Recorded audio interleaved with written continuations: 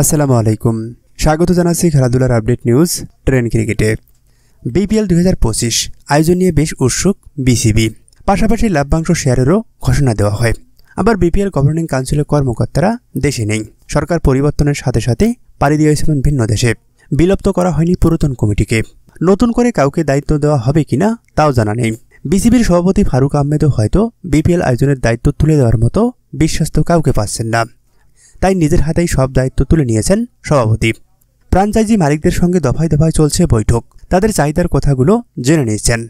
ঢাকা দলের নতুন মালিকানা পেতে আগ্রহী কসমেটিক কোম্পানি রিম্যাক হারল্যান্ডেরও সাক্ষাৎকার নিয়েছেন। গত বছরে ঢাকার মালিকানা এবার না থাকার সম্ভাবনাই বেশি। সিলেটের মালিকদের সঙ্গেও কথা বলা শেষ। গতকাল কথা বলেছেন চ্যাম্পিয়ন ফরচুন বরিশালের মালিক মিজানুর রহমানের সঙ্গে। জানা গেছে মিজানুর রহমান 30% লাভ্যাংশ চেয়েছেন সব ফ্র্যাঞ্চাইজিদের জন্য। এছাড়াও কিছু সুযোগ সুবিধা চেয়েছেন তিনি। পুরনো ফ্র্যাঞ্চাইজিদের মধ্যে বাকি আছে রংপুর রাইডার্স, চট্টগ্রাম চ্যালেঞ্জার্স এবং কুমিল্লা ভিক্টোরিয়ান্সের সঙ্গে কথা বলা। কুমিল্লার মালিক নাফিসা কামাল বিদেশে চলে যাওয়ায় বিপিএল খেলা হচ্ছে না তার। চট্টগ্রামের আক্তার গ্রুপ ক্রিকেটারদের বকেয়া পরিশোধ করেননি।